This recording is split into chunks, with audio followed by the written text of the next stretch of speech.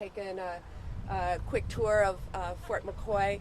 I'm joined by Congressman Ron Kind, whose district includes this facility, my Congressman Mark Pocan, and also joining us from the state legislature are State Senator Brad Pfaff, State Senator Jeff Smith, State Representative Katrina Shankland, State Representative Jody Emerson, State Representative Samba Balda.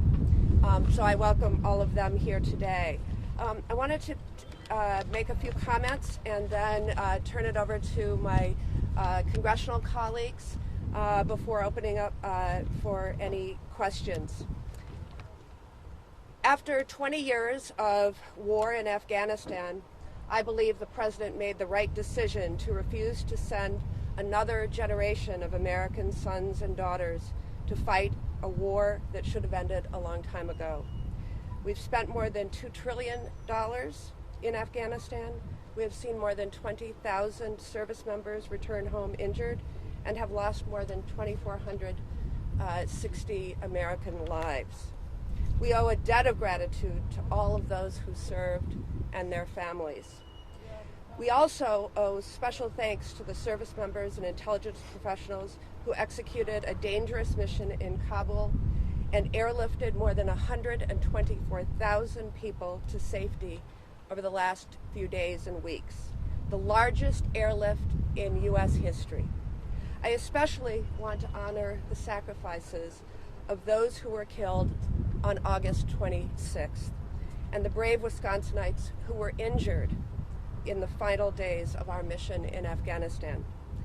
98% of Americans in Afghanistan who wanted to leave were able to do so. And for those remaining Americans, there is no deadline. We remain committed to getting them out if they want. As we move forward from this conflict, we must set missions with clear, achievable goals, not ones that we will never reach. And we must stay clearly focused on the fundamental national security interests of the United States. We will continue to support the Afghan people through regional diplomacy, international influence, and humanitarian aid to prevent violence, human suffering, and instability. And we will continue to speak out for the basic rights of the Afghan people, especially women and girls, as we do so around the world.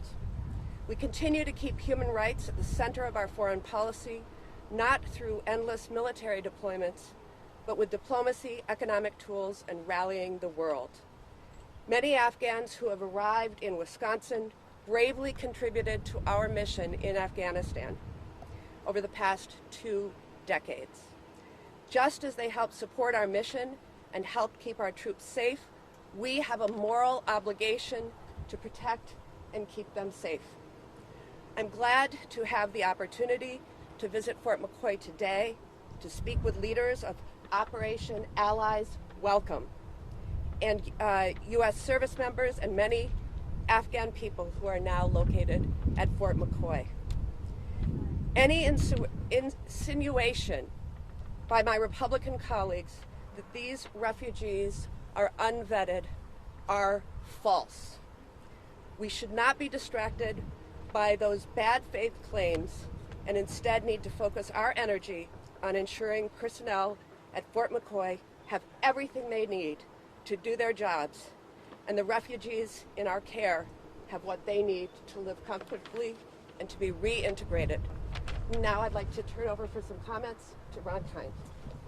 Thank you, Senator Baldwin. Listen, we just had a very great briefing and tour from General Guthrie and multiple representatives from federal, state, and local entities. This is an all-of-government approach that you're seeing here at Fort McCoy. You will be hard-pressed to find any service member who served in Afghanistan who does not believe that what we're doing here at Fort McCoy isn't the right thing to do. It's the moral thing to do. It's the ethical thing to do. I had the opportunity on 5 occasions to go to Afghanistan to visit our troops in the field. Nothing made me prouder to be an American and seeing the job that our men and women in uniform were doing for us under very dangerous and difficult circumstances. But I also had a chance to meet with a lot of the Afghan regular army, government officials, and civilian personnel who are providing much needed assistance to our military personnel during the 20 years when we were engaged in Afghanistan. So bringing them now to Fort McCoy is the right thing to do. And as representative of this base, I had all the confidence in the world that they could stand up quickly overnight and do the job that we saw them doing today very professionally, efficiently, and ethically. There's still more work to be done. Senator Baldwin alluded to the vetting process, which is being taken, I'm convinced, very seriously here to make sure that they are properly vetted. And then we're going to try to expedite, as quickly as possible, the integration of these Afghan families into our communities. And that's something, too, that we share the goal of the leadership on this base, try to get them processed as quickly as possible and then integrated into various communities throughout our country. So it's not just Fort McCoy, it's multiple bases that are being asked to take these Afghan refugees. We in Congress stand ready to work with them to receive feedback as far as what their need is, what our personnel here on these bases require in order to do this safely and effectively. But listen, we have to do this and do it well. Otherwise, we will be hard-pressed in the future to find any friend or any ally who's going to be willing to stand with us at a time of need. And so how we do this and how we can bring these Afghans to safety so they don't face potential reprisal in Afghanistan, I think is going to be important for our national security interests as we move forward in the future. I couldn't be more proud of the job that's being done here on the base and the type of diligent work and professionalism that we saw here this afternoon. With that, I'd like to turn it over to my colleague in the House, Mark Pocan. Thank you, Ron. Thanks, Tammy. Thanks to the rest of the delegation. I think the most important thing I want to say is thank you to everyone here at Fort McCoy, at the Department of Defense, at the State Department, CDC, and all the other agencies that are working and doing such a terrific job here. And they really are all doing a terrific job, along with working with folks at the state government. And we've got state legislators here. We've got Maggie Begow from the governor's office here. This really is a joint effort. And I think we should all be very proud of what's happening in the relationship within the community, and the support from people in Wisconsin, I think is really significant, and we should be very proud of our state as being one that's chosen to host folks as they're coming. I think what was really probably most telling for me is there are an awful lot of people who help the United States government who are here, they and their families. And I know that there have been some who have, whether mistakenly or intentionally incorrectly said that no one worked for the U.S. government. We've got U.S. government direct employees who are here from the embassy and other areas. But we also have, the answer was many hundreds. And I said, can I say hundreds if not thousands? They said yes, of people who directly helped the United States government over that 20 years, along with their families who are housed here. These are people who have done a lot for our government. We are now doing a lot for them to help them. And I think that's really important to put out there. This is an important responsibility of the United States government to help folks right now who are here to find places in the United States and to help others. And I hope that we double our efforts, especially on behalf of the families of interpreters and other staff who might still have family in Afghanistan. We need to also make sure that we're doing everything we can to get their families here. But this is really a tremendous effort. I think there's a lot of myths that have been out there. A lot of those were busted today, and I think I can very confidently say that there is an excellent job that's happening right here at Fort McCoy by all the agencies involved, and that we're going to help an awful lot of people who helped the United States in finding places in this country, and it's our obligation, but also it's our opportunity with the folks who are here. So who next do I send it off? Can you tell me? Well, we have time for a couple of questions. Before great. Before we break up. An updated number of how many Afghan refugees are here, and can you explain a little bit? Did you leave the bus at all to be on the ground? Did you get to talk to Afghan refugees at all? Well, listen, I think that number is classified right now as far as the total number on base. But Congressman, can you just stop? I think the total number on base right now is classified, but it can hold 13,000. So you can imagine with all the planes coming in that the number's pretty substantial. Any sense of how many Afghan refugees are going to find their permanent homes here in Wisconsin? I think it's too early to say. we got a very detailed description of what's being stood up right now in terms of the processing of folks here, and ultimately they'll be traveling to probably all 50 states. There's I don't want to call it a Herculean effort because that would sound out of our reach, but there's a very impressive organization right now of refugee assistance organizations that are finding sponsors, and should be a website set up pretty soon. If people do have family or connections, those will be respected in terms of where they would be resettled. And I have heard, I think I've heard this from all my colleagues, state and federal, that communities across Wisconsin are really, really hoping that a lot of these refugees will stay here.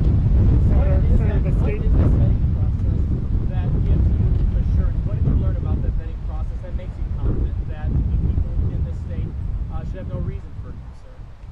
Well, first of all, multi-step. Many of the folks who came had started that process in Afghanistan, have the documentation, etc. But as you know, they were evacuated from Kabul, and there were intermediate stops where everyone was checked again. And then there was another stop in the U.S. at Dulles. Everyone was checked again. And then, obviously, they're being processed here.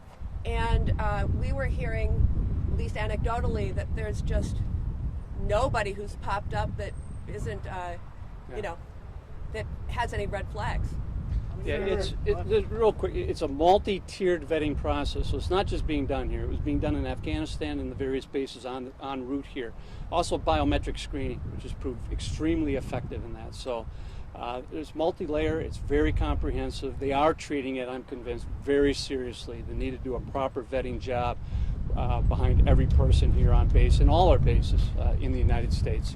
Senator, about how many of the refugees have been vaccinated, and right now is it optional for them? Yeah, not only is everyone getting vaccinated, but I think they actually told us one person refused a COVID shot. I wish we had anything Yes. like that in our country right now. So they're being vaccinated from everything from basic things like measles and mumps all the way to things like COVID. And again, getting great reception. Senator, the Yeah, State Department. there's just one thing I want to clear. There was a story, I think, I don't know who, I don't want to point anyone out, about a measles outbreak on base. One person. That was detected with measles. And so they had to quarantine the immediate people around them, but so far all we know is just one measles case, and they're being monitored very closely. Senator, the State Department has said they're looking into potential cases of child trafficking here at Fort McCoy. Curious what you all asked about that and what you learned today. It was actually one of the first things that was volunteered. One of the first questions, actually the briefer volunteered it because they've been following the same news. There are no cases in Fort McCoy right now with child under 15 or 15 or under who's married. Is that a thorough search? Is that complete, or are they still looking into that from complete. what the State Department requested? It's complete. How many guests have been relocated so far or have left the post? I think very few, but that's expected to change dramatically as the refugee organizations and this website is set up. There's been a call put out to 50,000 sponsors, or that's what they want to get to, and they're hoping that that'll start ramping up by the end of this week, and then hopefully be working very smoothly thereafter. The goal is to turn people around in 3 weeks. Yeah, and listen, there are Afghan communities, obviously, in America, and so their preference is to try to get reunited with family who may already be over here. That's understandable, but let me just say, again, as representative of this area, just how proud I am of the entire community embracing these Afghan refugees at a time of need, stepping up with donations, unbelievable amount of donations from private citizens. We're doing it well because we're doing it the Wisconsin way. I know with Governor Evers' leadership on this and the congressional delegation, we stand ready to work with them to make this as seamless and as safe as possible for the Afghan families and for the American people, too. Congressman, you talked about the measles case. Is there any COVID-19 infections on the base right now? I think very few. Very few. How many? Very few. Yeah, I don't know if we got an exact number. It was very small amount, and Again, the vaccination rate's just been almost 100%. So there's just no question about their willingness to get vaccinated. What were your conversations like today with some of the refugees that you talked to? So I was only briefed, and we have not had any conversations directly with Afghan refugees. Have any of these families been resettled just yet? The original plan was in between 2 to 3 weeks. The earliest refugees have been here 2 weeks now. I think by the weekend you will probably have people leaving here already to be settled. As there are more people still being screened in some of these third-party country bases, did you get any indication today if that capacity will expand beyond 13,000 here? I did not, and in fact, what I took away was that as people are transitioned through and beds open up, that'll be an option for the future. But there are no planes coming in right now. That's right. From everything you saw and heard today, are all of you comfortable in saying that you believe no one that will leave these gates poses any threat to this country? Listen, there are no 100% guarantees with any of this, but I am comfortable with the extreme vetting process that we were briefed on today. The multi-layered, the biometric, all the background checks. Let me just leave it at that. That is just very thorough, and they're treating it extremely seriously as well. And, Thank you, everyone. And I would say also, just on that, again, anecdotally to people who are interacting with these refugees every day, gratitude has been expressed over and over and over again. And so I think that's something we can take to heart. Thank you all. Thank you all. Thank you.